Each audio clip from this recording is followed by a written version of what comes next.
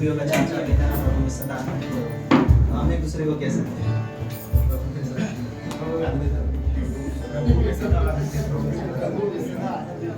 Okay, तो फिर कहता है प्रभु में सदा आनंदित रहो। तो हम फिर से कहेंगे प्रभु में सदा आनंदित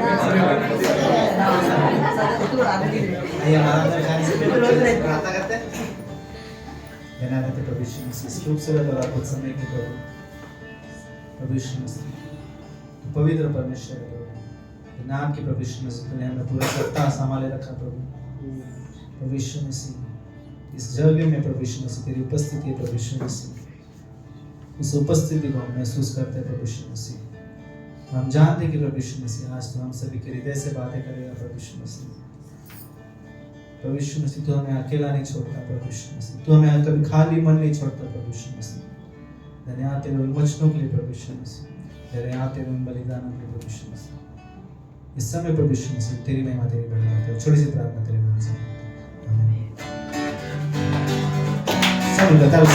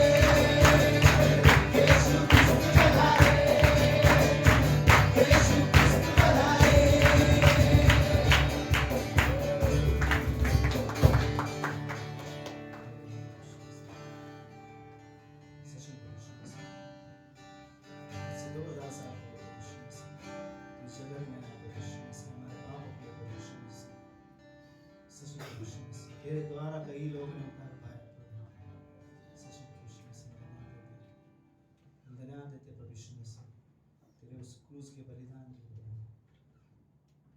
सच में प्रभु यीशु मसीह इस समय हम उसे याद करते हैं प्रभु यीशु मसीह तेरी आराधना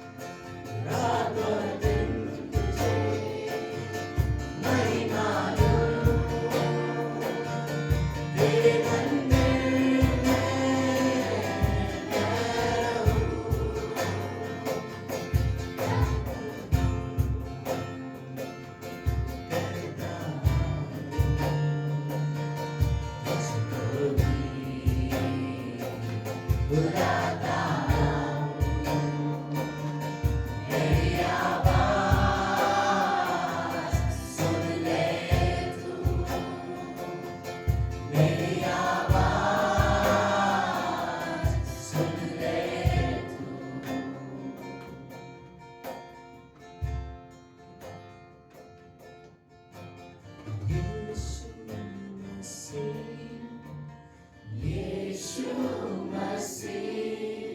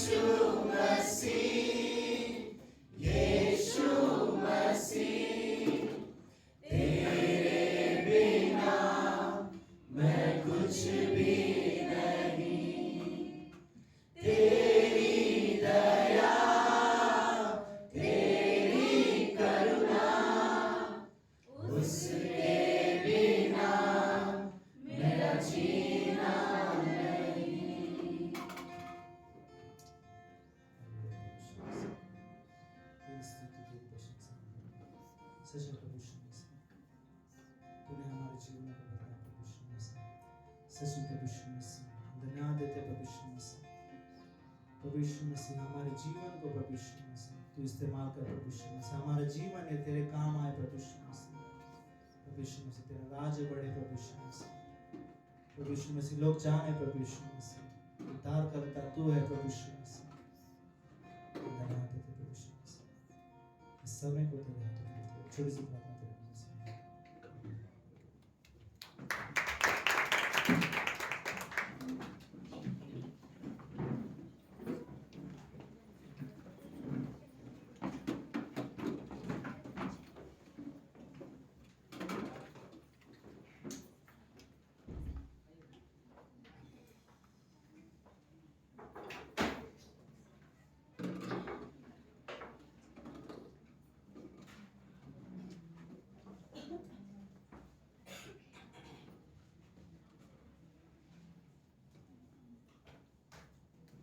ओके, सब लोग ठीक है?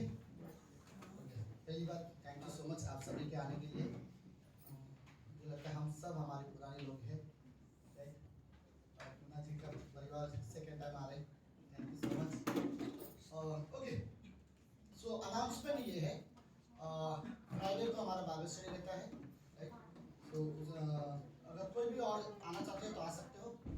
और सैटरडे का बाइबल कॉलेज जो था वो भी हमारा खत्म हो चुका है, लेकिन जुलाई में 15 तारीख के बाद बाइबल कॉलेज शुरू होने वाला है। ओके, तो उसका डिटेल्स हम लोग आपको बाद में देंगे, क्योंकि जुलाई में ये महीना, अगले महीना बाइबल कॉलेज नहीं है, लेकिन जुलाई में जो बाइबल क्लास होगा तो वहाँ पे स्टार्ट होगा, तो उसके लिए भी तैयार रहना। ओके, कितने लोगों को पास्टर काल पता है? ओके, पास्टर काल इंडिया में जिन्होंने ये ग्रेटर ग्रेस कलीसिया शुरुआत किया था, ओके, उनकी बहुत अच्छी गवाही है। और उन्होंने यहाँ पर 30 साल वो इस कलीसिया में पास्टर रहे, और उसके बाद आज वो प्रभु के पास है, हमारे हम सब जानते हैं, राइट? सो जो वो सिखाते थे, जो उन्होंने बाइबल कॉलेज में हमें पढ़ाया है, सो उन्हीं के ऊपर से कुछ किताबें लिखी गई है, ओके, उनके बाइबल कॉलेज के नोट्स के।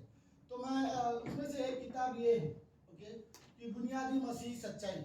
हमारे लिए एक विश्वासी जीवन जीने के लिए शुरुआत की कुछ चीजें हैं जो हमें जानना जरूरी है हर एक टॉपिक में। इसका पार्ट 1 है, मुझे नहीं पता पार्ट 1 किसके पास है इस कमरे में? किसी के पास नहीं है पार्ट 1? आप लोगों के पास भी नहीं है पार्ट 1? है। अरे मैं ये नहीं पूछ रहा हूँ यहाँ पर है क्या, नहीं है या नहीं है, वो पूछ रहा हूँ। सो ये उसका दूसरा हिस्सा, पास्टर काल तो नहीं रहे हैं, हम सब जानते हैं। पहला पार्ट जब बना था पास्टर काल थे, अब वो नहीं रहे, तो लेकिन उनका दूसरा पार्ट उनकी वाइफ ने सुधी दी हमारी, उन्होंने टाइप करवाया है, और उसका हिंदी में भी लॉन्च किया हुआ ये बुक। अगर कोई इंटरेस्टेड है ये किताब, तो मैं चाहूँगा ये किताब, मेरे पास अभी फिलहाल 5 ही किताब है। अगर कोई इंटरेस्टेड है, ये किताब करीब 550 रुपये किताब है।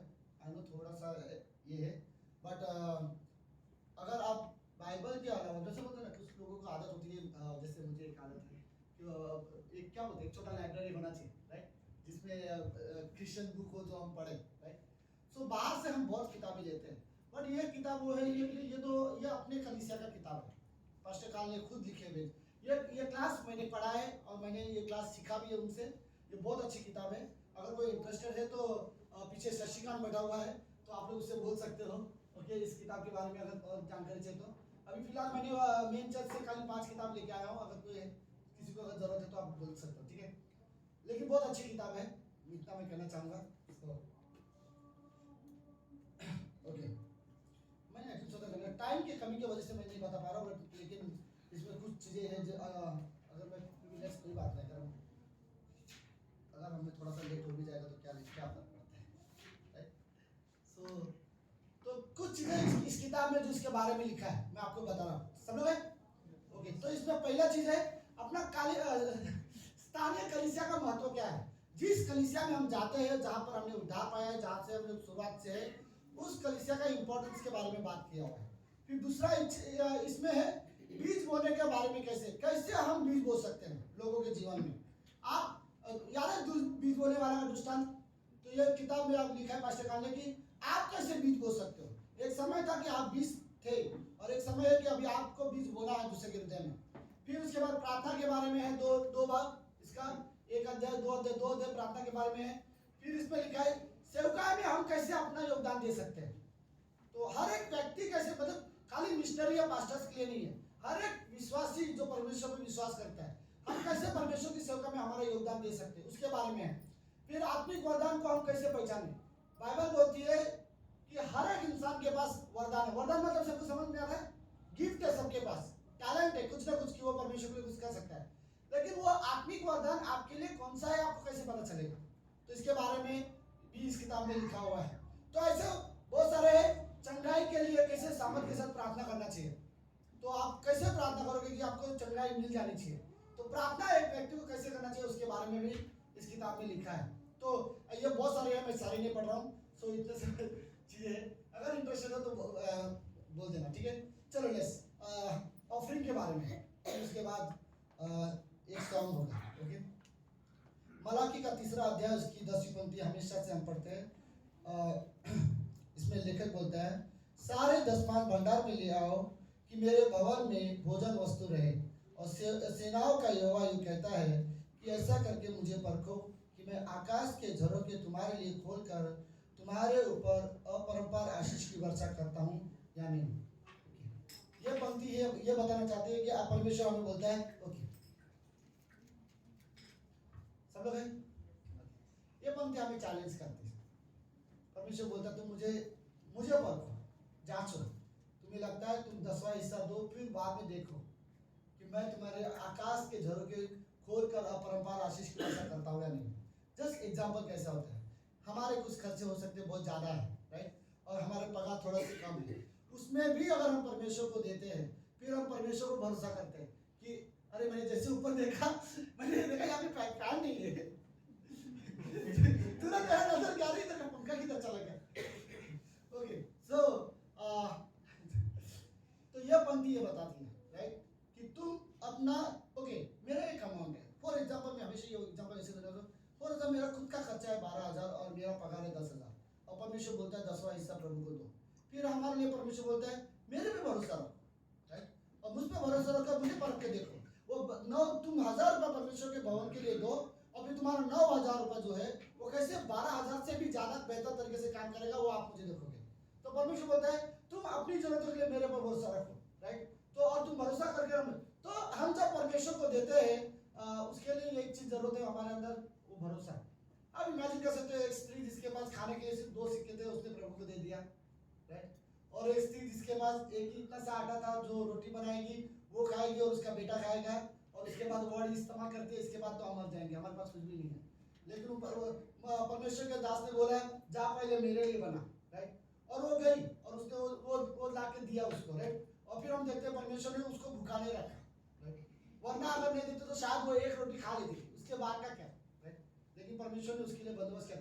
मैं जस्ट ये कहना चाहता हूँ, ऑफरिंग हमारा विश्वास है परमेश्वर पर, हम परमेश्वर पर भरोसा करते हैं, इसलिए परमेश्वर को देते हैं। और मैं रियली ये वर्ड कहना चाहता हूँ कि हम कलीसिया में जो भी ऑफरिंग हम जमा करते हैं, हम कलेक्ट करते हैं, हम रियली ये परमेश्वर की महिमा, परमेश्वर की सेवा के लिए इस्तेमाल किया जाता है, राइट। तो लेट्स हम प्रार्थना करेंगे। प्रभु यीशु, हम धन्यवाद देते हैं आज के दिन के लिए और इस सुंदर समय के लिए पिता। धन्यवाद प्रभु यीशु, यहाँ आए हुए हर एक व्यक्ति के जीवन के लिए। प्रभु हमें सच में आपको भरोसा है, हमारे घर कैसे चलेगा, हमारे परिवार कैसे चलेगा, हमारे लाइट बिल, हमारे घर की चीज़ें डिटेल्स कैसे चलेंगे, इन सारी चीज़ों के लिए परमेश्वर हम आपको भरोसा करते हैं। हमने भरोसा किए भी है पहले भी, और हमने चमत्कार देखे हैं प्रभु। हमने हमारे घर में आपका हाथ देखा है, कैसे आप हमारी ज़रूरतों को पूरा करते हो। प्रभु यीशु, हम रियली धन्यवाद देते हैं। आज जो भी हम भेंट दे प्रभु, ये सिर्फ आपकी महिमा के लिए है। मैं रियली प्रार्थना करना चाहता हूँ, गॉड हमें देना सिखाओ, हमें सीखना है गॉड, कि हम देना सीखें परमेश्वर की महिमा के लिए, परमेश्वर पर भरोसा करके हम देना सीखें। धन्यवाद, प्रार्थना यीशु मसीह के नाम से करते हैं, आमीन।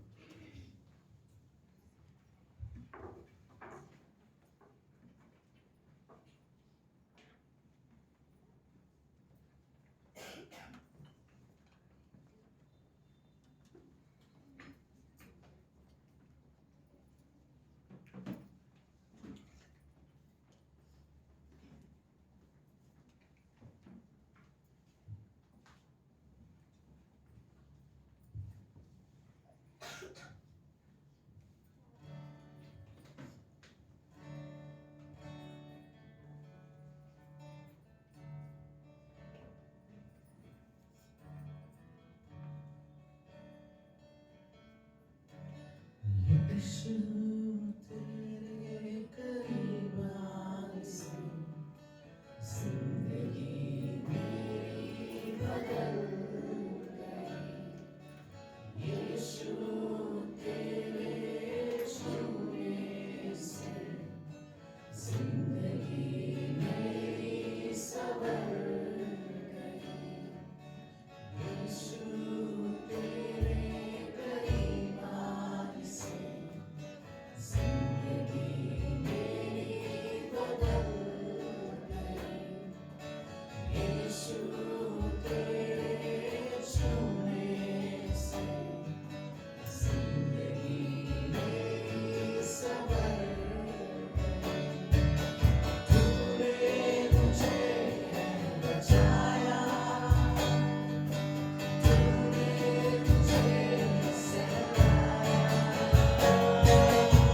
तूने मुझे बचाया, तूने मुझे सहलाया।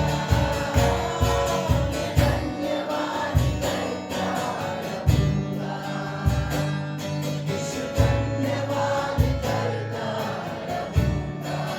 मैं धन्यवाद करता रहूँगा, यीशु धन्यवाद करता रहूँगा।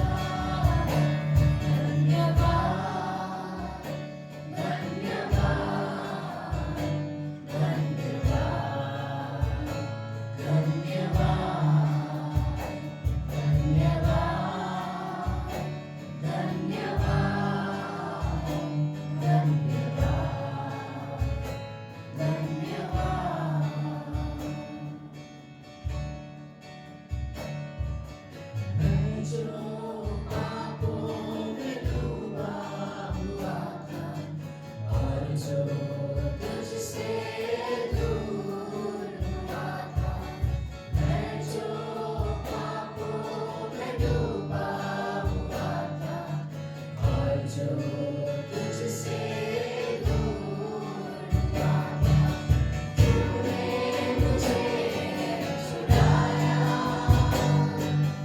अपनी राह पर चलाया। तूने मुझे छुड़ाया, अपनी राह पर चलाया। मैं धन्यवाद करता रहूँगा, यीशु धन्यवाद करता रहूँगा। मैं धन्यवाद करता रहूँगा, यीशु धन्यवाद करता रहूँगा।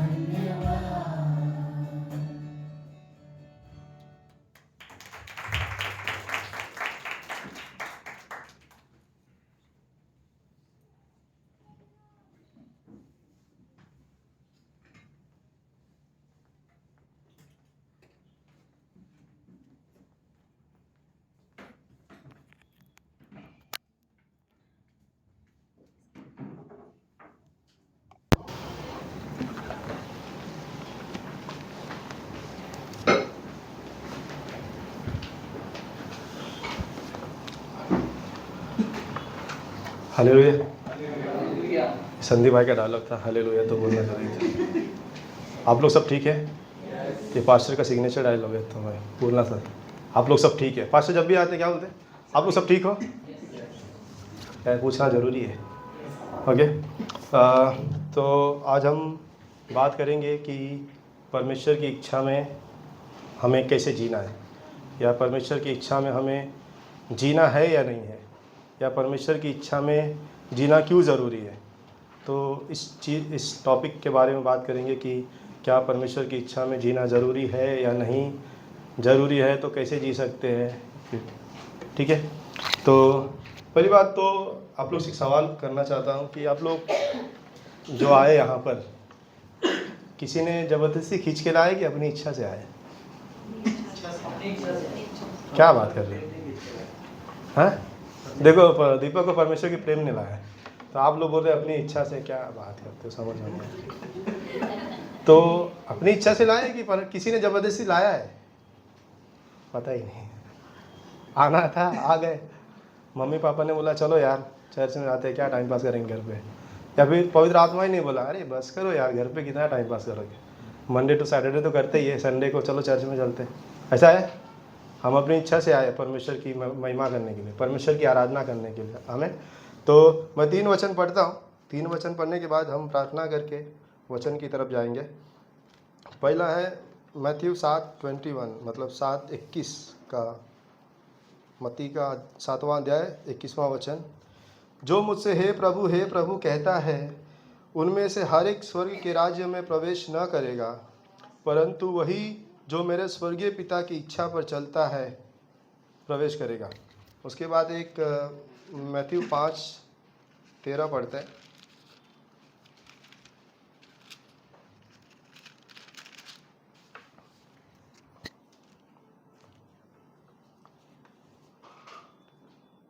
सॉरी 3, धन्य है वे जो मन के दीन है, क्योंकि स्वर्ग का राज्य उन्हीं का है। और एक लास्ट रोमियो उसका 11वां अध्याय और 36 का वचन पढ़ते हैं। अच्छा आ गया है, ये सही है, बाइबल खोलने की ज़रूरत नहीं है, सामने स्क्रीन पर आ जाता है, उसी से पढ़ लेंगे, क्योंकि पेज तो बहुत पतला है, अभी ओपन करेंगे तो टाइम उसी में चला जाता है। क्योंकि उसी की ओर से और उसी के द्वारा और उसी के लिए सब कुछ है, उसकी महिमा युगानुयुग होती रहे, आमीन। आइए हम प्रार्थना करते हैं। हालेलुया। स्वर्गीय पिता परमेश्वर, धन्यवाद देता हूँ इस समय के लिए पिता, धन्यवाद देता हूँ परमेश्वर कि आपने हमारी आराधना को ग्रहण किया परमेश्वर। धन्यवाद देता हूँ कि हमारी भेंट को ग्रहण किया परमेश्वर। धन्यवाद देता हूँ कि आपने हमें यहाँ पर सुरक्षित लाया है परमेश्वर। मांगता हूँ प्रभु कि पवित्र आत्मा के जरिए आप हमारी अगुवाई करें, हमारा मार्गदर्शन करें परमेश्वर, कि जिस चीज़ के लिए हम यहाँ पर आए हैं कि हम आपकी महिमा कर सके, आपकी आराधना कर सके, आपकी वचन सुन सके, आपके वचनों पर चल सके पिता। प्लीज़ आप हमारी सहायता करें प्रभु, सहायता करें कि हम आपकी महिमा कर सके प्रभु। सिर्फ यहाँ पे ही नहीं, लेकिन जब हम घर पे जाएंगे प्रभु, तो वहाँ पे भी आपकी महिमा हो परमेश्वर। मैं ये प्रार्थना आपके पुत्र प्रभु यीशु मसीह के नाम से करता हूँ, आमीन।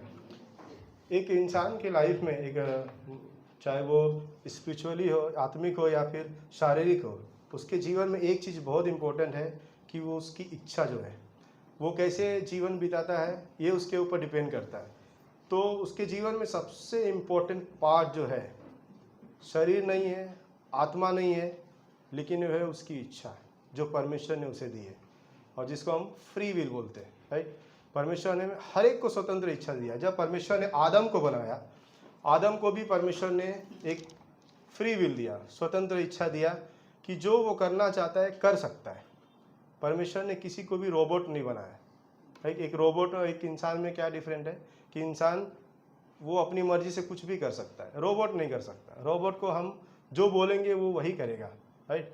तो परमेश्वर ने एक इम्पोर्टेंट पार्ट जो एक इंसान के शरीर में दिया है, वो है उसकी इच्छा।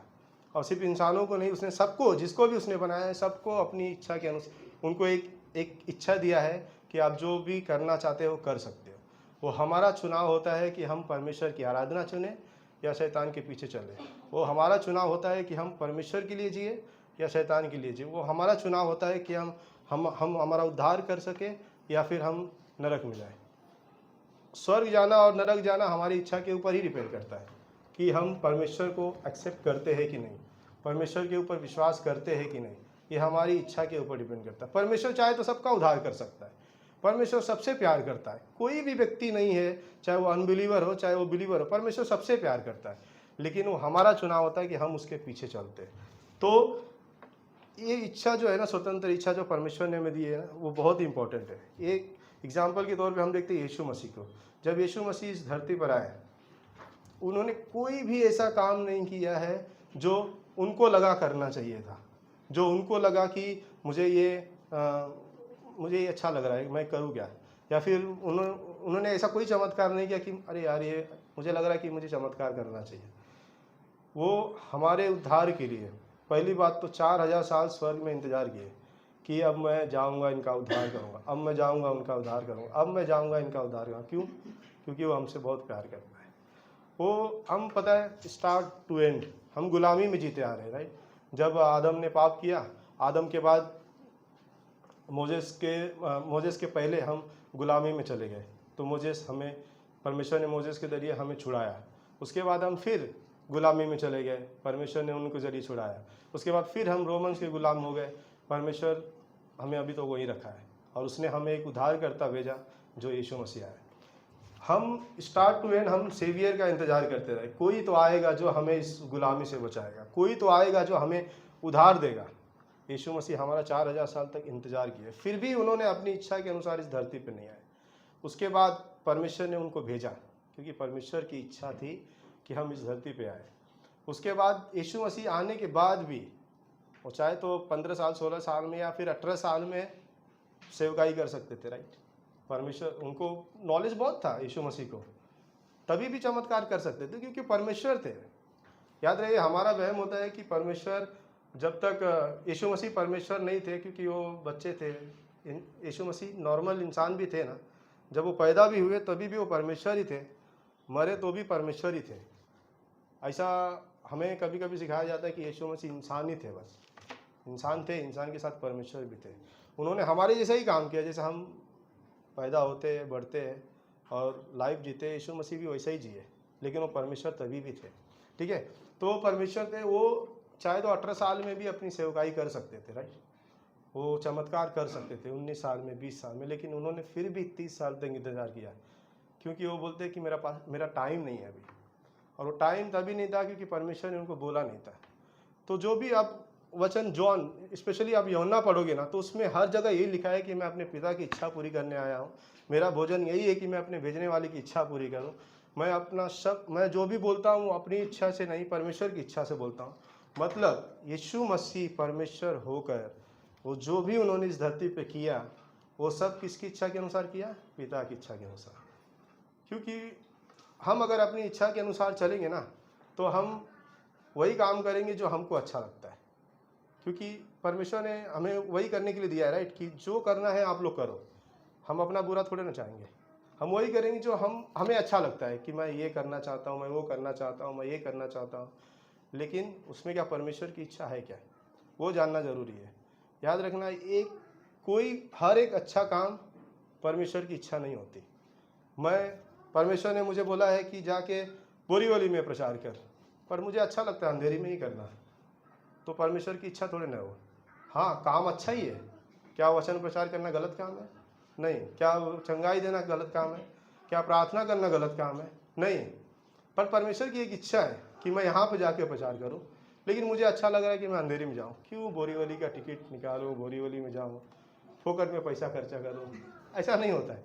तो हमें एक परमेश्वर की इच्छा में हमें जीना है। यीशु मसीह परमेश्वर होकर उन्होंने कोई भी काम ऐसा नहीं किया कि जो पर पिता की इच्छा से बाहर हो। वो हर रोज़ प्रार्थना करते थे, उसकी इच्छा मालूम करते थे, पिता क्या है आपकी इच्छा, परमेश्वर उनको बोलता था और वो करते थे। तो हमें परमेश्वर की इच्छा में अपना जीवन बिताना है, राइट। एक कहानी बताता हूँ, थोड़ा सा कॉमेडी है। कल 4 लोग मैच देख रहे थे, 2 लोग अपनी इच्छा से चेन्नई को जिता रहे थे और 2 लोग अपनी इच्छा से हमें बता रहे थे कि हम चेन्नई को जिता रहे हैं, पर नहीं जिता रहे थे। अच्छा लग रहा था। क्यों? देखो, अगर आप कुछ काम कर रहे हो अपनी इच्छा से, ऑटोमेटिकली पता चल जाएगा आपके चेहरे से, आपके बिहेवियर से कि आप अपनी इच्छा से काम कर रहे हो या किसी दूसरे की इच्छा से काम कर रहे हो, ठीक है। क्यों? अगर आप अपनी इच्छा से काम करोगे उसमें आपका सेल्फिशनेस दिखाई देगा, उसमें आपकी खुद की बड़ाई दिखाई देगी, खुद का बोलते हैं ना फ़ायदा दिखाई देगा, सब कुछ उसमें आपका खुद का ही दिखाई देगा। और जब आप पिता की इच्छा पर चलोगे तो पिता के लिए फल लाओगे, पिता की महिमा करोगे, पिता का कार्य करोगे और पिता का राज्य बढ़ाओगे। हमें तो यहाँ पे कहता है कि जो लोग भी पिता की इच्छा पर चलते हैं वही स्वर्ग के राज्य में प्रवेश करेंगे। और पिता का राज्य है, परमेश्वर का राज्य है। परमेश्वर उन्हीं को होगा जो उनके लोग होंगे, जो उसकी इच्छा पर चलने वाले होंगे, जो उस पर विश्वास करने वाले होंगे। हमें तो 3 कंडीशन है जो हमें परमेश्वर की इच्छा पर चलने के लिए हमें बोलते हैं ना सहायता करती है। वो है नीति वचन का 3 अध्याय और 3 से लेकर 5 तक।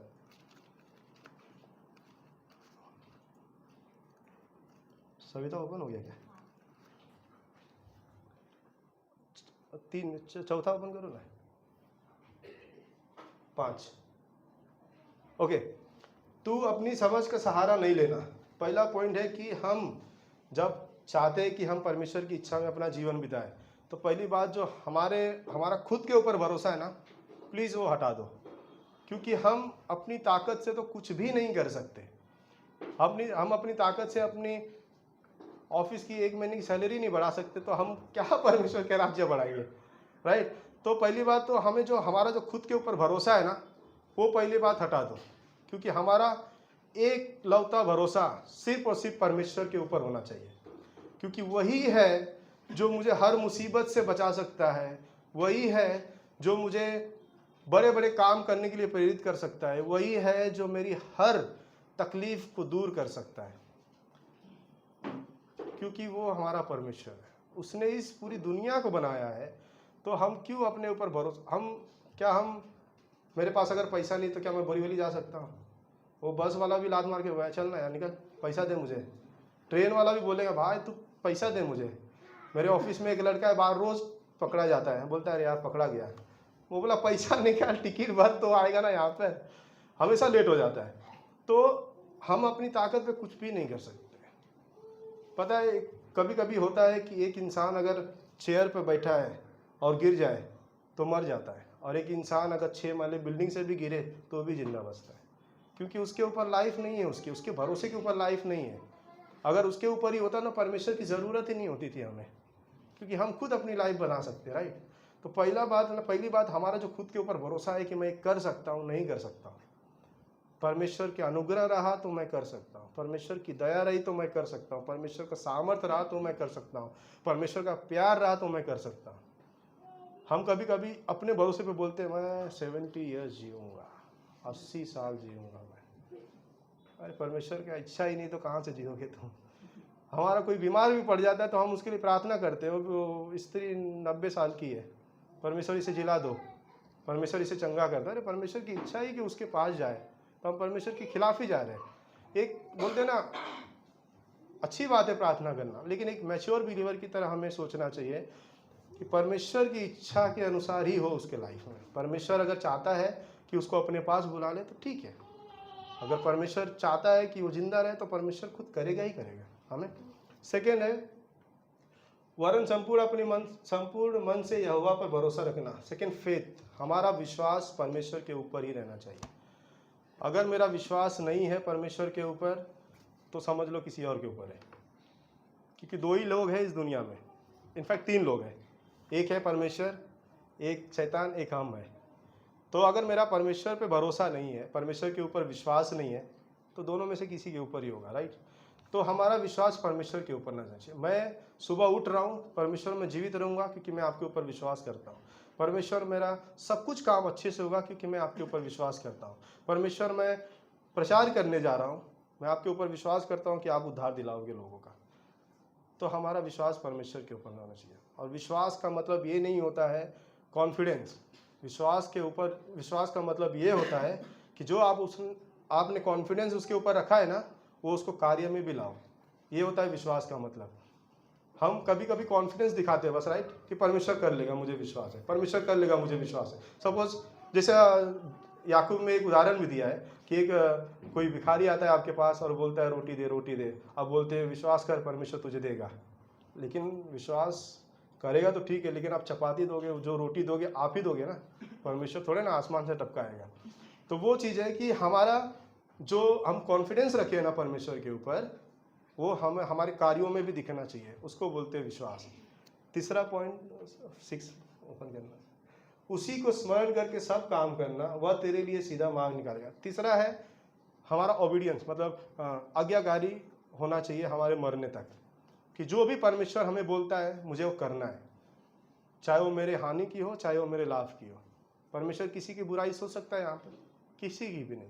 परमेश्वर, कोई है माँ बाप जो अपने बच्चों की बुराई सोच सकते हैं? नहीं, इसको जाने दे, छोड़, नहीं दूंगा मैं, नहीं इसको जो भी चाहिए इसको नहीं दूंगा। है ऐसा कोई माँ बाप? मुझे मिला, मैं हमेशा देखा हूँ, चाहे कितनी भी गरीबी हो, चाहे कितना भी कंडीशन हो, चाहे कितनी भी बुरी हालत क्यों ना हो, एक माँ बाप अपने बच्चे को बुरा कभी नहीं सोचते। एक बच्चा है जो सोता ही नहीं, रात भर रोता है, तो उनके पिताजी हमेशा हमें कंप्लेन करते हैं कि रात भर सोता नहीं है, रात भर सोता नहीं है, रात भर सोता नहीं। हम लोग गए थे तो कभी रोता देखा नहीं है, लेकिन वो कंप्लेन करते रहते। क्यों? क्योंकि उनको चिंता है, राइट। एक पिता को चिंता रहती है एक बच्चा की उसका बच्चा अच्छे से सोए, अच्छे से खाए पिए, अच्छे से रहे, राइट। जब जरा सा भी तकलीफ होने लगती है, माँ बाप चिंता करने लगते हैं, अरे यार क्या हो गया, उसकी सेवा में जुट जाते हैं। जो बोलते पॉसिबल भी नहीं है ना, वो भी कर जाते हैं। हमारा परमेश्वर तो महान है, वो तो कुछ भी कर सकता है, राइट। तो ये 3 कंडीशन है कि हमारा भरोसा जो खुद पे है ना, वो हटना चाहिए, वो विश्वास परमेश्वर पे होना चाहिए, और हमें मरने तक जो हमें बोलता है वो हमें आज्ञाकारी होना चाहिए। और इसमें सिर्फ और सिर्फ 2 लोग ही मदद कर सकते हैं, एक हमारे अंदर से, एक हमारे बाहर से। और जो अंदर से मदद करता है वो है पवित्र आत्मा। पवित्र आत्मा को कितने लोगों ने फुटबॉल मैच देखा है? किसी ने देखा है मैच, या फिर किसी ने खेला? हाँ, उसमें एक रेफरी होता है। जब आप फुटबॉल खेलते हो या फिर कुछ फॉल्ट आप करते हो, गलतियाँ करते हो, तो वो क्या करता है? काट दे देता है, भाई चलो निकलो, बहुत हो गया तुम लोग का नाटक, या तो फिर दोबारा गलती मत करना है, ठीक है, अब ज़्यादा उज्जत करोगे उससे, चल निकल गेम से, ऐसा बोल देता है, राइट। तो वो है ना, पवित्र आत्मा हमारा वैसा है। वो हमारे जीवन में एक रेफरी की तरह है। हमें अपना जीवन उसको सौंपना चाहिए कि जहाँ भी गलती करे, परमेश्वर हमें एक वार्निंग देता है कि भाई ये तू गलत कर रहा है, ये सही नहीं है, तो हमें वो सुधारना है। हमें उसे इज्जत करनी नहीं, क्या गलत है, मैं अपनी इच्छा के लिए तो कर रहा हूँ, अपने भलाई के लिए तो कर रहा हूँ। उससे इज्जत करोगे ना तो फिर तुम्हारा ही नुकसान है। तो हमें वो उसको एक जो हमें वार्निंग देता है ना, वो हमारे लिए अच्छा है कि हम गेम में बने रहें। आप लोग एक मैच खेल रहे हो, आप फॉल पे फॉल करते जा रहे हो, गलतियाँ करते जा रहे हो, और वो आपको सीटी बजाते जा रहा है, सीटी बजाते रह जाओ, आप सुन ही नहीं रहे हो, गोल कर दे रहे हो, तो गोल का कुछ मतलब है? बोलेगा भाई तूने बहुत गलतियाँ की है, चल वापस आ, वापस खेल अभी। तो वो सीन होता है कि जब हम परमेश्वर, जब वो हमें येलो कार्ड देता है, हमें वार्निंग देता है ना, वो वार्निंग सुनना है। वो अंदर से बोलता रहता है ये गलत है, ये मत कर, ये गलत है, ये मत कर, ये गलत है, ये मत कर। हम उसको नज़रअंदाज करके वही काम करते, अच्छा ही काम करेंगे। हम लोग चर्च में भी आएंगे, परमेश्वर की आराधना भी करेंगे, परमेश्वर की महिमा भी करेंगे, वचन प्रचार भी करेंगे, लेकिन उसको इग्नोर करके नहीं सुनना, चल तेरी तो आराधना करने जा रहा हूँ मैं, रुक जरा, नहीं ये गलत है। भले से वो क्या कहता है वचन कि भले से आप आराधना की थाली छोड़ दो, और जो तुमने गलत किया है ना अपने भाई के साथ, पहले माफ़ी मांग लो, तो आके आराधना करो। तो पहले बात तो हमें उसकी वार्निंग जो है ना वो सुनना चाहिए कि क्या कह रहा है, हम गलत है तो हमें वो सुधारना चाहिए। आराधना करो, आराधना का फल तुमको मिलेगा। सेकेंड है जो हमें बाहरी रूप से सहायता करता है, वो परमेश्वर का वचन। परमेश्वर के वचन में सब कुछ मेंशन है, सब कुछ, कि वो हमसे क्या चाहता है और हम उसके साथ कैसे रह सकते हैं। उसने हर एक चीज़ इसमें लिखी हुई है। इसलिए तो आजकल स्वर्गदूत नहीं आते, क्यों? क्योंकि जो चाहिए एक इंसान को ज़रूरत, वो इस बाइबल में लिखा हुआ है। जब हम इसको पढ़ते हैं ना, इसको हमारे बोलते हैं ना एक आईने की तरह है कि हमारी गंदगी दिखती है, हमें क्या करना है दिखता है, हमें क्या नहीं करना है वो सब दिखता है। तो हमें ये वचन पढ़ना चाहिए, एक मार्गदर्शन की तरह है कि भाई तू इधर जा, इधर जा, इधर जा, इधर जा। और जब हम इस वचन की बात सुनते हैं तो वाकई हमारे जीवन बदल जाता है। और ये सिर्फ हम नहीं, सामने वाला गवाही देता है कि तुम्हारे जीवन को क्या हो गया है, तो हम बोलते हैं उस परमेश्वर ने मेरे जीवन को बदला है, क्योंकि मैं उसकी इच्छा में जी रहा हूँ। हमें यही आज का वचन था बस।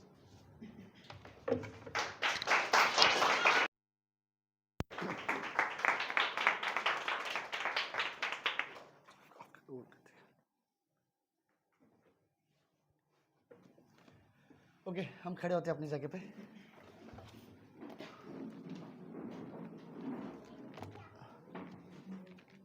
व्यवस्था विवरण की किताब 8वां अध्याय।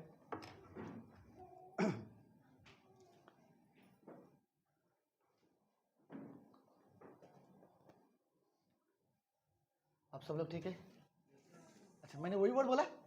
अच्छा मुझे चेंज होना पड़ेगा। तो बाय द वे, इसने जो 2 उदाहरण दिए थे, जो बच्चा बार बार रो रहा था वो मेरा ही बच्चा था, और जो मैच देखने का विचार था वो मेरे घर पे आए थे ये लोग मैच देखने। तो कुछ लोग जो चेन्नई को सपोर्ट नहीं करते थे वो लोग जानबूझ के नहीं आए, वरना उनको पता है अगर पास्टर के घर जाना पड़ेगा तो चेन्नई को सपोर्ट करना पड़ेगा।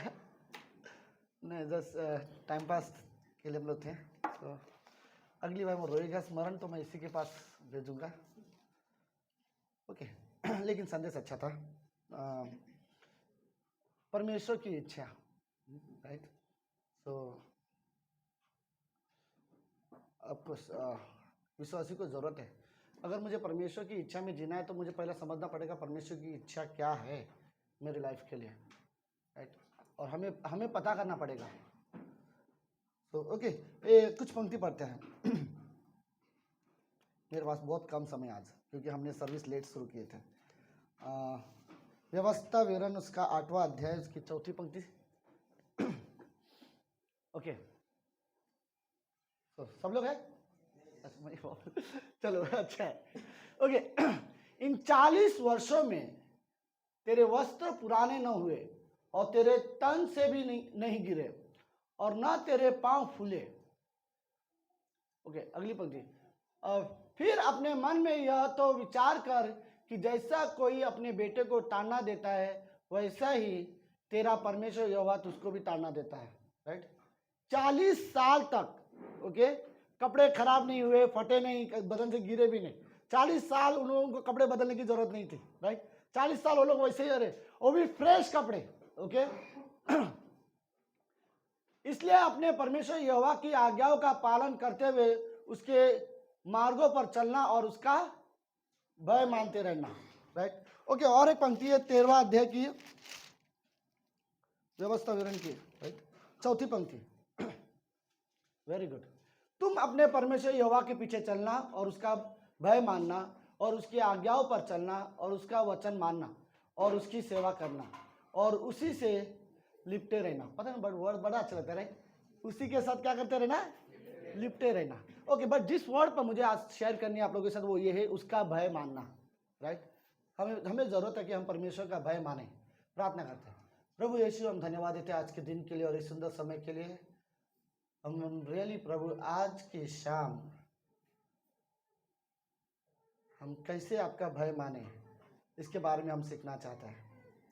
क्या होगा यदि एक विश्वासी परमेश्वर का भय मानता है और क्या होगा यदि विश्वासी परमेश्वर का भय नहीं मानता। कई बार प्रभु हम आप पर विश्वास करते हैं और हम कहते हैं कि हम आपसे प्रेम करते हैं, लेकिन शायद हमारे हृदय में आपका भय नहीं है। लेकिन एक विश्वासी के लिए ज़रूरी है कि परमेश्वर का भय माने। इस संसार में रहकर पवित्रता जीवन जीने के लिए हमें ज़रूरत है कि हम परमेश्वर का भय माने। धन्यवाद पिता, ये प्रार्थना यीशु मसीह के नाम से करते हैं, आमीन। आप सब लोग बैठ सकते हैं।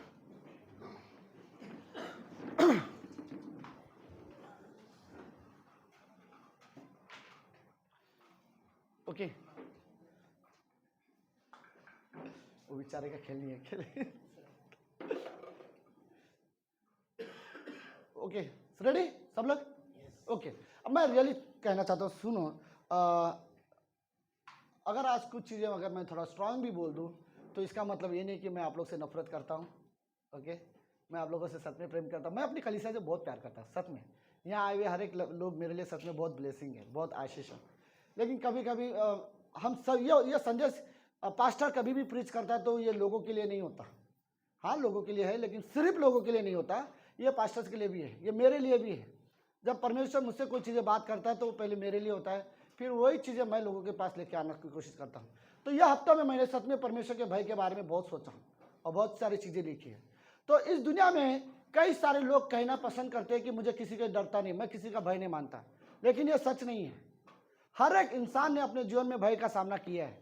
किसी न किसी चीज़ों से, किसी न किसी वजह से लोग डरते हैं। हर एक व्यक्ति मन में डरता है, राइट। एक तरह का डर जो होता है ना, एक तरह का डर को आजकल अलग नाम दिया गया है। स्ट्रेस भी एक डर है, राइट। कई सारे लोग स्ट्रेस लेते हैं, चिंता करते हैं, राइट। घबराहट होती है, स्ट्रेस होता है, चिंता करना बहुत ज़्यादा, राइट। वो चिंता जो आपके दिमाग में प्रेशर डालता हो, राइट, ये भी डर है, ओके। तो हर एक इंसान डर, लेकिन उनको ये कहना और ये समझना, वो मानना नहीं चाहेंगे कि मैं डरता हूँ। क्योंकि उनको लगता है अगर मैं कह दूंगा मैं डरता हूं तो उनको लगता है मैं छोटा हो गया या फिर मैं कमजोर साबित करने की कोशिश करता हूं। बट आज मैं ये रियली अवॉर्ड बोलना चाहता हूं कि परमेश्वर से भय मानना कभी इंसान को कमजोर नहीं बनाता। अगर आप परमेश्वर से भय मानोगे तो आप पहले से ज्यादा स्ट्रांग रहोगे। हम उसके बारे में आज रियली सीखेंगे कि कैसे एक डरपोक व्यक्ति भी इतना स्ट्रांग हो सकता है, जो भय मान रहा है लेकिन स्ट्रांग है। ओके, और जरूरी है कि हर विश्वासी को डरे।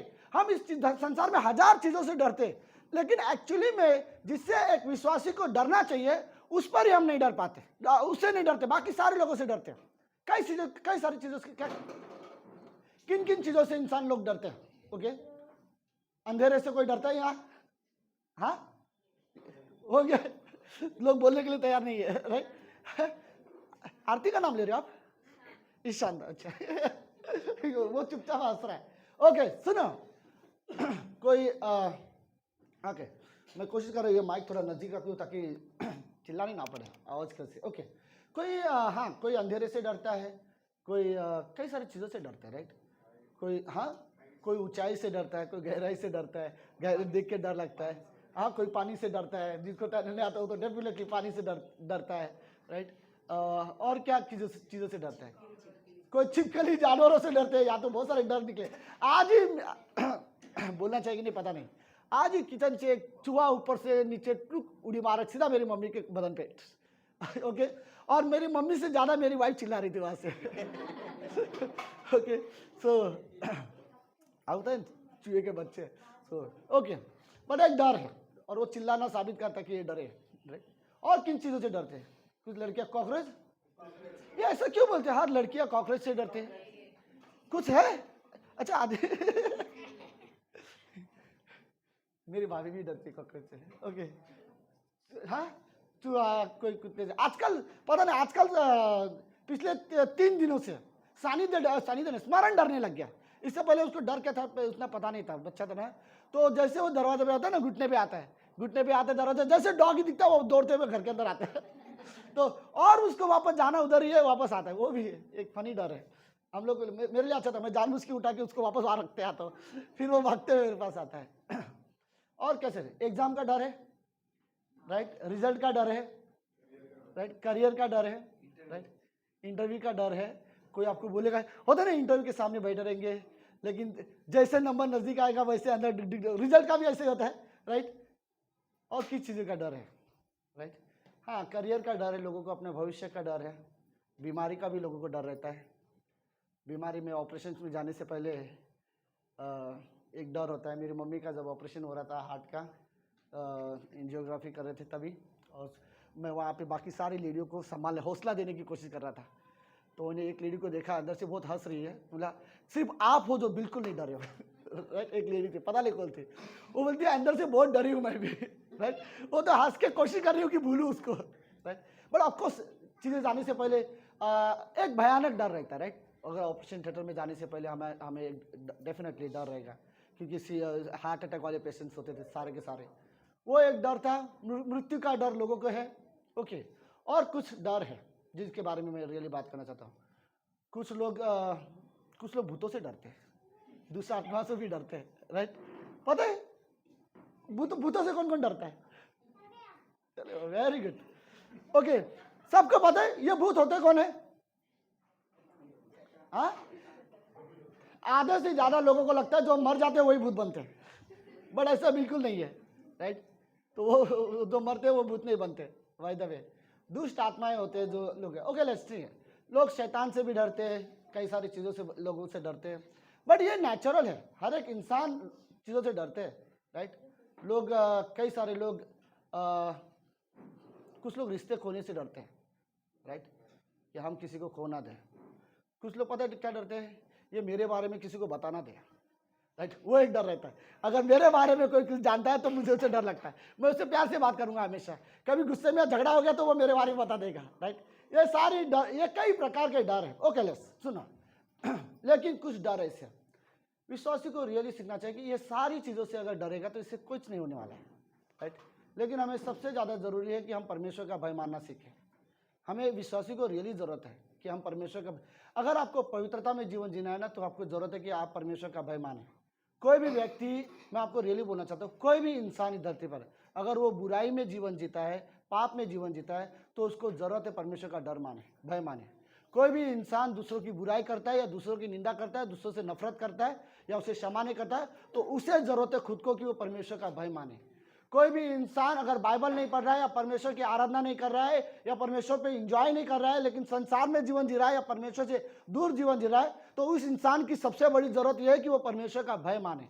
जो परमेश्वर का भय नहीं मानता वो बड़े आसानी से बुराई कर लेंगे। अगर कोई व्यक्ति परमेश्वर का भय मानेगा वो कभी बुराई नहीं करेगा, क्योंकि उसके अंदर परमेश्वर का भय है, राइट। और वही भय उसे बुराई से दूर रखेगा।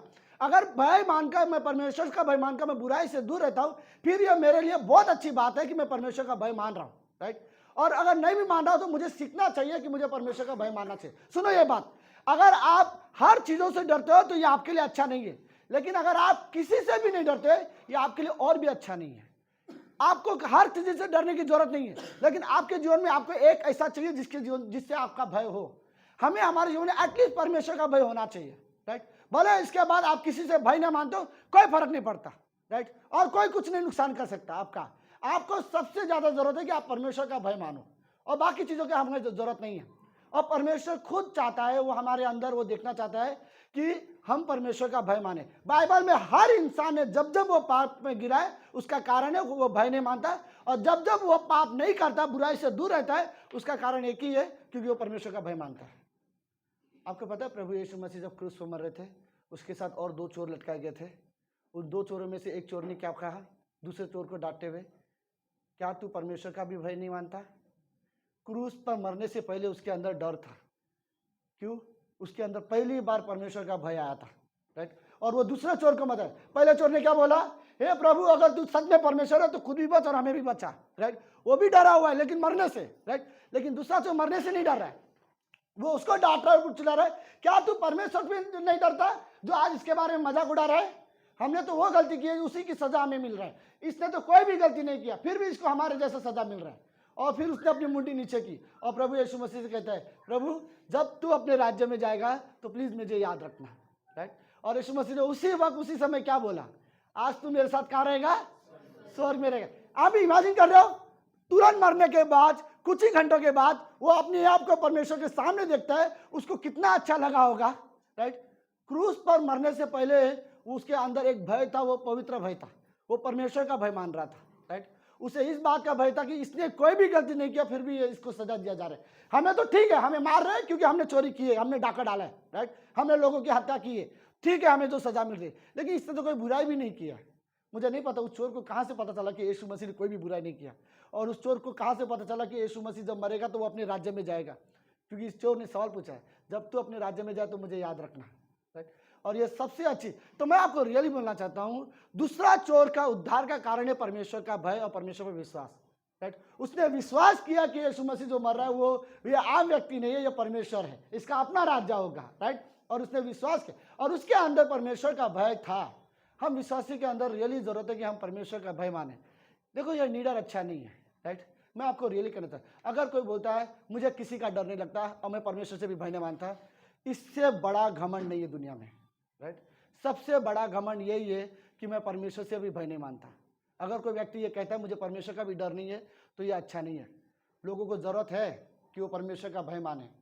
कई सारे लोग, क्या सुनो मेरी बात सीरियसली, क्या फायदा, हम अच्छे से प्रार्थना करना जानते हैं, अच्छे से बाइबल पढ़ना भी जानते हैं, हमें वचन भी अच्छे से पता है, लेकिन हमारे हृदय में भय नहीं है परमेश्वर का, राइट। मैं आपको सच कहता हूं, कितना भी बाइबल पढ़ लो आपका जीवन में परिवर्तन नहीं आएगा अगर परमेश्वर का भय नहीं होगा तो, राइट। वरना यह बाइबल, एक्चुअली में बाइबल लोगों का जीवन नहीं बदलेगा। बाइबल के वचन हमारे हृदय को सच में बदलता है, लेकिन तब जब पहले मेरे बाइबल को पढ़कर मेरे अंदर परमेश्वर का भय भी होना चाहिए, राइट। तभी वो वचन हमारे जीवन में कार्य करेगा। लेकिन एक कठोर हृदय वाला व्यक्ति बाइबल पढ़ेगा तो उसके हृदय में कोई कार्य नहीं कर पाएगा। वचन किसी के भी जीवन को बदल सकता है, लेकिन हमारे अंदर परमेश्वर का भय होना चाहिए। मैं आपको सच में कहना चाहता हूं, सुनो, जो व्यक्ति परमेश्वर का भय नहीं मानता ना, वो चाहे कितना भी अच्छा क्रिश्चियन लाइफ जीने की कोशिश कर रहा हो, मैं आपको सच कहता हूं, वो परमेश्वर के आदर नहीं करता है। ना उसकी आराधना में आदर है, ना उसकी प्रार्थना में आदर है, ना उसके क्रिश्चियन जीवन में आदर है। कैसे आदर होगा? आप परमेश्वर का भय नहीं मानते, राइट। हम परमेश्वर का आदर करना चाहते हैं लेकिन हमारे अंदर भय नहीं होगा तो कैसे?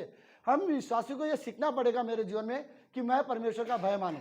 कोई भी व्यक्ति अगर ये सोचता हो ना कोई भी पाप कर लो बड़े आसानी से, कोई भी चीज अगर वो गलत करता हो और उसे बड़े आसानी से पाप कर रहा होता हो, चाहे गलत शब्दों में बात करना, गलत व्यवहार करना, कोई भी गलत पाप वो करता रखा हो, तो उसका कारण ये है सिर्फ क्योंकि उसके अंदर परमेश्वर का भय नहीं है। क्योंकि इमेजिन करो अगर वो परमेश्वर से डरता तो कैसे करता था। सुनो, क्यों जरूरत है हर विश्वासी को कि परमेश्वर का भय हमारे अंदर होना चाहिए? पता है क्यों? क्योंकि आखिर में हमें परमेश्वर के सामने खड़ा होना है, राइट? मुझे मरने के बाद किसी भी इंसान के सामने खड़ा नहीं होना है, किसी सरकार या किसी राज्य के सामने मुझे नहीं खड़ा रहना है। मरने के बाद मुझे सिर्फ एक ही व्यक्ति को, एक ही है परमेश्वर जिसके सामने मुझे खड़ा रहना है और अपने जीवन का लेखा देना है। इसलिए मुझे जरूरत है कि मैं उसी का भय मानूं, राइट? और परमेश्वर का भय इंसान को मजबूत बनाता है, कमजोर नहीं बनाएगा। हमें रियली जरूरत है कि हम परमेश्वर का भय माने। सुनो, मैं कुछ माताओं के लिए भी बोलना चाहता हूँ, पेरेंट्स लोगों के लिए भी बोलना चाहता हूँ सीरियसली, ओके? बट रियली मैं ये वर्ड बोलना चाहता हूँ। सुनो, इस दुनिया में बहुत सारे पाप है, राइट? बहुत सारे बुराइयां हैं। हमारे बच्चे जब घर के बाहर जाएंगे तो बड़े आसानी से गलत चीजें कर सकते हैं। इस दुनिया में बड़े आसानी से यंगस्टर लोग बड़े आसानी से गलत रास्ते में जाते हैं। उनके फ्रेंड सर्कल, उनके जो दोस्त होते हैं, बड़े आसानी से गलत चीजें करवा सकते हैं। सुन, मैं क्या बोलना चाहता हूँ, इस दुनिया में हजार चीजें हैं बुराइयां करने के लिए, और आप एज अ पेरेंट अपने बच्चे के पीछे 24 घंटा नहीं रख सकते। वो क्या कर रहे क्या नहीं कर रहे आपको पता भी नहीं पड़ेगा, कब वो गलत करेंगे कब वो सही करेंगे। तो आप हजार चीजें उन्हें बता भी नहीं सकते, क्या क्या कर क्या क्या नहीं कर, आप ये बता भी नहीं सकते उसको। एक चीज आपको उन्हें बता दो, तू घर से निकलने से पहले कि कुछ भी हो परमेश्वर का भय मानना, राइट? फिर वो कहीं भी जाएगा ना, वो गलत नहीं करेगा अगर उसने परमेश्वर का भय मानना सीखा है। तो मैं अगर अपने बच्चों को, हम लोग नहीं सिखा सकते, राइट? ऐसे बातें करना, ऐसे व्यवहार करना, ये चीजें मत करना, हजार चीजें रहेंगी। एक ही चीज सिखा दो, परमेश्वर का भय मान, बस, राइट? फिर बाकी कोई भी चीज उसे सिखाने की जरूरत नहीं है। अगर आपने परमेश्वर का भय माना, उसे सिखाया, कोई भी चीज गलत चीज वो नहीं करेगा। सुनो, अगर आप ये सिखाना चाहते हो कि उसे बच्चे को कि परमेश्वर का भय मानना तुझे जरूरी है, तो कैसे सिखाओगे? सबसे पहले जरूरत है कि हमें खुद परमेश्वर का भय मानना पड़ेगा, राइट? आपके बच्चे देखेंगे कि मेरे माता पिता किसी से नहीं डरते, लेकिन परमेश्वर से डरते हैं। एक समय आएगा आपको देखकर कि वो लोग भी परमेश्वर का भय मानेंगे, राइट? अगर बेस्ट उदाहरण बनना है तो इसी एरिया में हम बनो अपने बच्चों के लिए कि मैं अपने लाइफ में किसी से नहीं डरता, अगर डरता हूं तो परमेश्वर से डरता हूं। एक समय आएगा मेरा बेटा भी समझेगा मेरे माता पिता किसी से नहीं डरते, सिर्फ परमेश्वर से डरते, और एक समय आएगा कि शायद वो भी परमेश्वर का भय मानेगा, राइट? तो बेस्ट उदाहरण हम बन सकते हैं अपने बच्चों के लिए कि हम भी परमेश्वर का भय माने। ओके, उत्पत्ति के 22वें अध्याय में सबको पता है कहानी। उत्पत्ति के 22वें अध्याय, अब्राहम की परीक्षा हो रहा था, राइट? परमेश्वर ने क्या कहा, अब्राहम अपने बेटे को क्या करना है तुझे, होम बलि चढ़ा, राइट? होम बलि मतलब सबको पता है, परमेश्वर ने बोला तू अपने बेटे को मुझे दे दे और उसे जान से मार, राइट? अपने बच्चे को छुरा ले। अब इमेजिन करो ये कहानी, ओके? मैं लिटरली मैं बोलता हूं, मेरे अंदर इतनी ताकत नहीं है, अगर परमेश्वर मुझे बोले अपने बेटे को छुरी मार के मुझे दे, ये हिम्मत किसी पिता में नहीं होगा कि वो छुरा उठाए और अपने बेटे को मारने के लिए तैयार हो और बोले परमेश्वर मुझे। ये कहानी सुनने में हमें बहुत अच्छा लगता हो।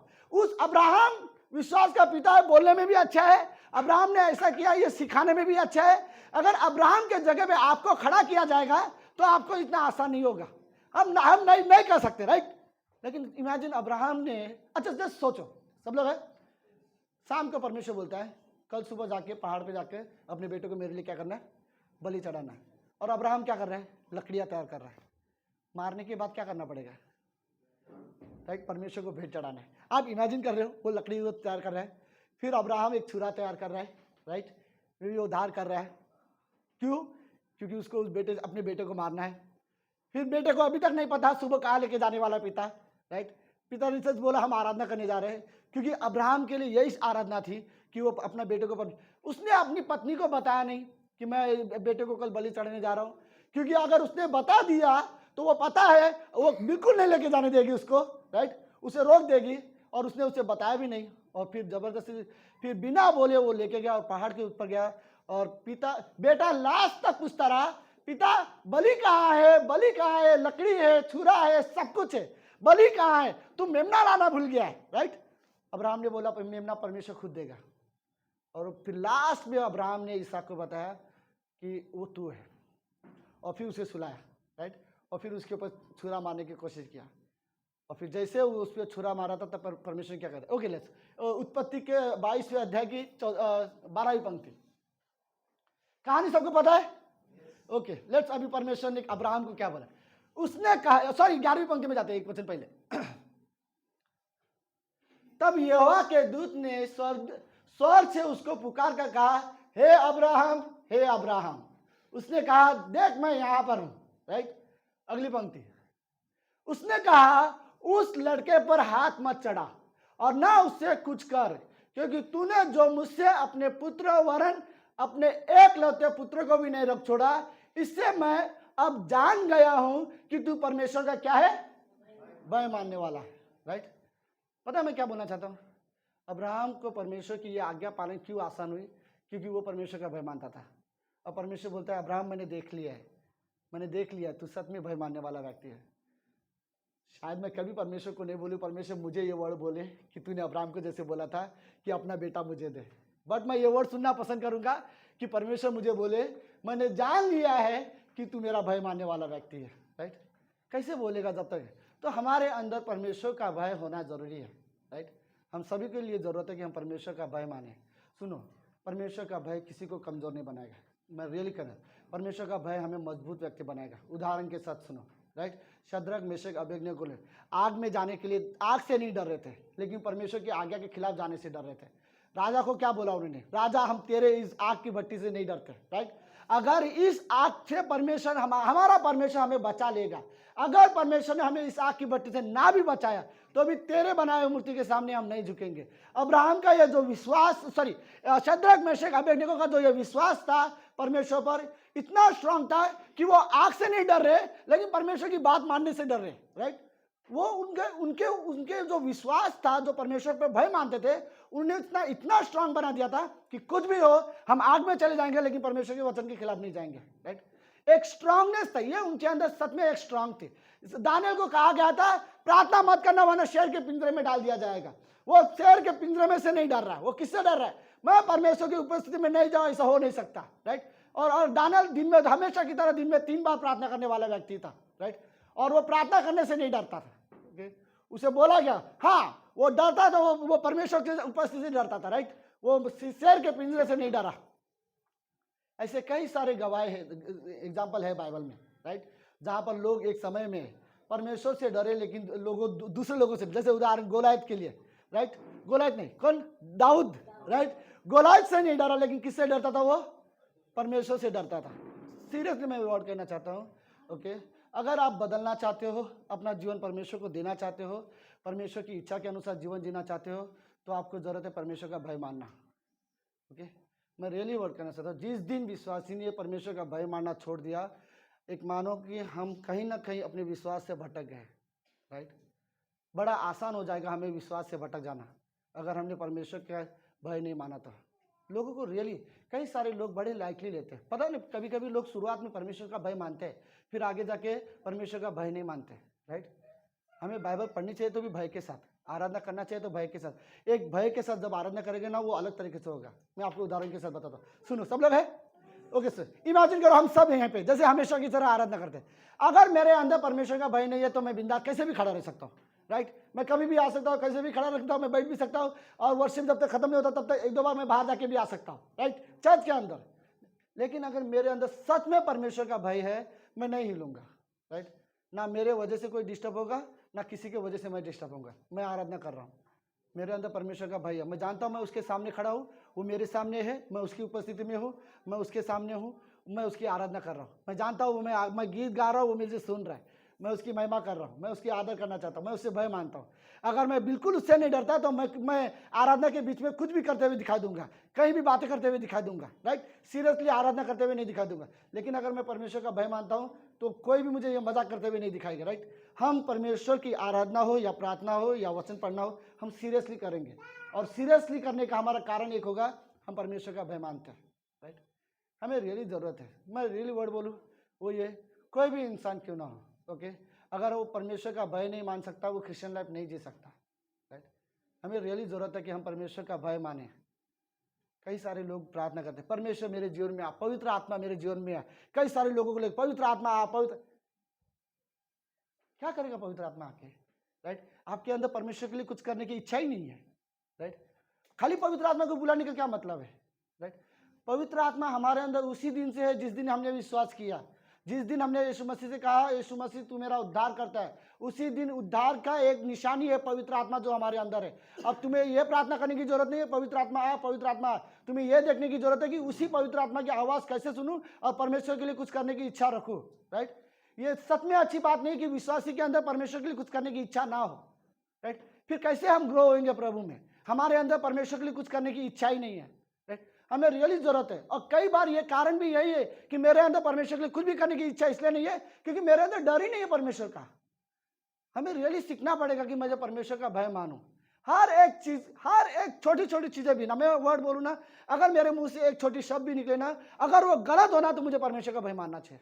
राइट, अगर मैंने किसी के लिए रॉन्ग भी बोल दिया ना, किसी के खिलाफ, किसी को मैं नीचा दिखा रहा हूँ, किसी को बुरा कर रहा हूँ या झूठ बोल रहा हूँ, गलत छोटी चीज भी मैं अगर बोल रहा हूँ ना, मेरे मुंह से गलत वर्ड निकाल रहा हूँ, मुझे परमेश्वर का डर मानना जरूरी है।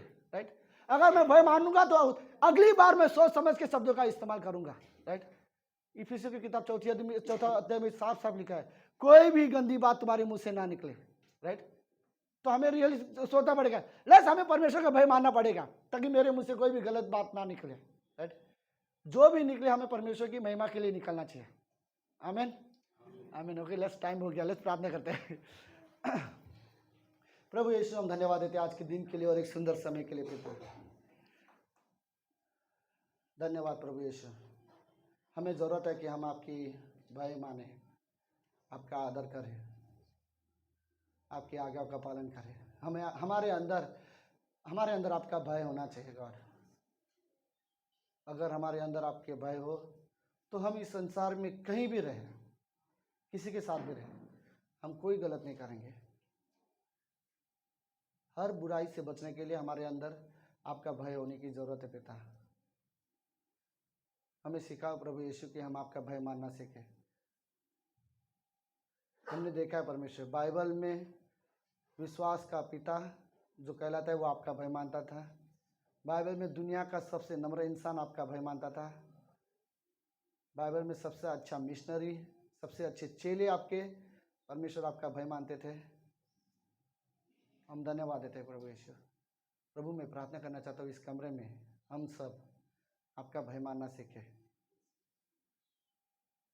हम रियली चाहते प्रभु यीशु कि हम आपका भय माने। धन्यवाद देते हैं पिता, ये प्रार्थना यीशु मसीह के नाम से करते हैं, आमीन।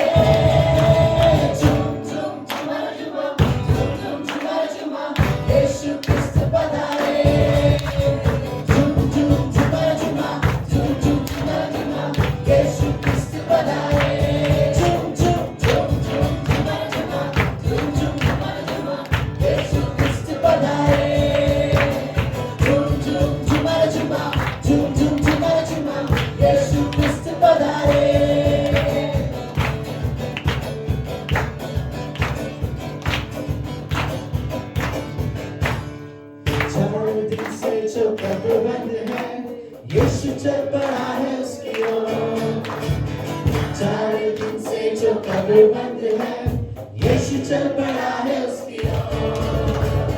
4 दिन से जो कब्र बंद है, यीशु चल पड़ा है उसकी ओर। 4 दिन से जो कब्र बंद है, यीशु चल पड़ा है उसकी ओर। उसने पुकारा तो बाहर निकला, मुर्दा उठ खड़ा हो गया। झूम झूम झुमा झुमा, झूम झूम झुमा झुमा, यीशु क्रिस्त पधारे। झूम झूम झुमा झुमा, झूम झूम झुमा झुमा, यीशु क्रिस्त पधारे। झूम झूम झुमा झुमा, झूम झूम झुमा झुमा, यीशु क्रिस्त पधारे। झूम झूम झूम झुमा झुमा, झूम झूम झुमा झुमा, यीशु क्रिस्त पधारे।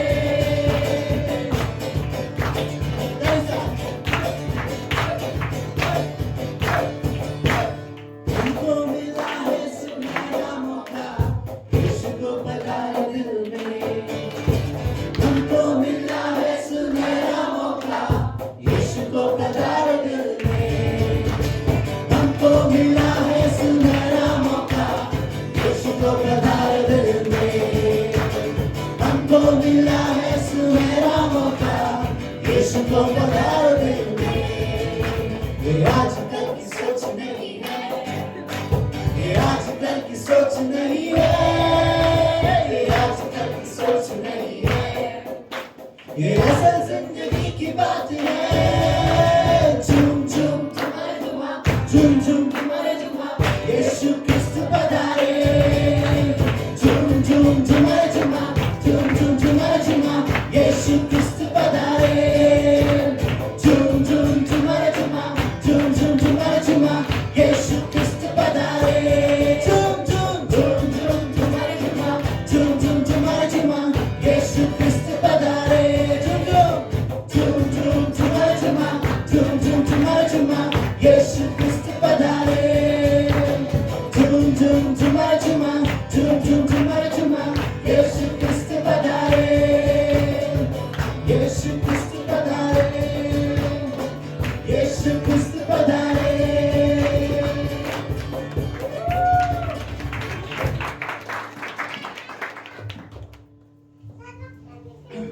ओके, अय्यूब का 28वां अध्याय सब लोग हैं? तो आपके लिए होमवर्क है। ओके, अय्यूब का 28 अध्याय पढ़ के आना है। और अगले संडे में सच में पूछूंगा, ओके, क्योंकि हर बार मैं बोलता पूछूंगा लेकिन पूछता नहीं। ओके, लेकिन पढ़ना आपको अच्छा लगेगा।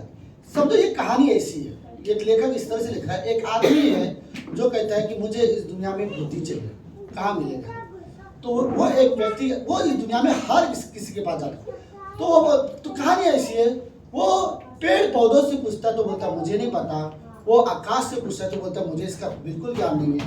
वो नदी की गहराई से पूछता है तो बोलता देख मेरे अंदर गहराई है लेकिन बुद्धि की ज्ञान मैं नहीं जानता।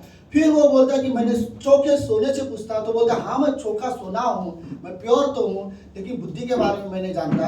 तो ये लेखक है हर बार हर जगह बुद्धि के बारे में पूछता रहता है। और हर व्यक्ति इसको बोलता है, सोना को पूछा जाए तो सोना बोलता है मेरे पास नहीं है, चांदी को पूछता है मेरे पास नहीं है, आकाश को पूछता है मेरे पास नहीं है, मुझे नहीं पता इसके बारे में। एक्चुअली ये सोना दुनिया में कहाँ, बुद्धि कहाँ है हमको नहीं पता। फिर लास्ट में वो एक व्यक्ति के पास पूछता है कि तुझे पता है बुद्धि कहाँ है? बोलता हाँ मैं जानता हूँ बुद्धि कहाँ है। तो उसने बोलता है बुद्धि का पता सिर्फ एक ही जगह है, परमेश्वर का भय मानना ही बुद्धि है और बुराई से दूर रहना ही समझ है। राइट? तो इस दुनिया में बुद्धिमान क्रिश्चियन वही है, वो नहीं जो ज्यादा बाइबल पढ़ता हो। राइट? देखो ज्ञान से, बाइबल का ज्ञान कोई फर्क नहीं पड़ता। ओके, हम परमेश्वर के सामने इस आधार पर नहीं खड़े हो सकते प्रभु मुझे बहुत ज्ञान था आपका, नहीं। राइट? परमेश्वर के इस आधार पर ठीक है ज्ञान था तुझे, अच्छी बात, लेकिन तेरे जीवन से कभी पता नहीं चला कि तू जानता था। राइट? तो मैं रियली कहना चाहता हूँ इस दुनिया में सबसे बुद्धिमान क्रिश्चियन वही है जो परमेश्वर का भय मानता है, वही नहीं जो परमेश्वर के बारे में सब कुछ जानता है। शैतान तो सबसे ज्यादा परमेश्वर के बारे में तो शैतान जानता है, फिर भी वो बुद्धिमान नहीं है। राइट? फिर भी वो शैतान है और फिर भी परमेश्वर, लेकिन हम परमेश्वर के क्या है, संतान है। राइट? तो हमारे लिए रियली जरूरत है कि हम परमेश्वर का भय माने, ये बुद्धि है। वचन संहिता की किताब और नीति वचन की किताब में दोनों में साफ साफ लिखा है परमेश्वर का भय मानना बुद्धि की शुरुआत है। मतलब आपको बुद्धि उस दिन से प्राप्त होना, समझो जिस दिन आपने परमेश्वर का भय मानना शुरुआत किया। राइट? अगर आज से आप परमेश्वर का डर रहे हो, भय मान रहे हो, तो समझो आज से आप बुद्धिमान हो परमेश्वर की नजर में। आमीन। लेट्स प्रार्थना करें। ओके, लेट्स हमारे पास 5 मिनट के बाद 20 मिनट के लिए हमारा रैप सेशन रहेगा, ठीक है? प्रार्थना करते हैं। प्रभु यीशु, हम धन्यवाद देते हैं आज के दिन के लिए और एक सुंदर समय के लिए। पिता, आप रियली पवित्र और जीवित परमेश्वर हो। हम रियली आप पर विश्वास करते हैं। इस कमरे में हम सभी को जरूरत है कि हम आपका भय माने। हाँ प्रभु यीशु, हमें आपका भय मानना सिखाओ। धन्यवाद प्रभु यीशु। अगर हमने आपका भय मानना सीखा तो हम सीखेंगे हमें हमारे दोस्त कैसे रहने चाहिए, हमें लोगों से बात कैसे करना चाहिए, लोगों के साथ व्यवहार कैसे करना चाहिए। हम सब सीखेंगे बाप। अगर हमने भय माना तो हम कैसे सीखेंगे कैसे हमें संसार से, बुराई से दूर रहना चाहिए और कैसे हमें प्रभु के नज़दीक आने की ज़रूरत है। धन्यवाद देते प्रभु यीशु। ये प्रार्थना यीशु मसीह के नाम से करते हैं। आमीन।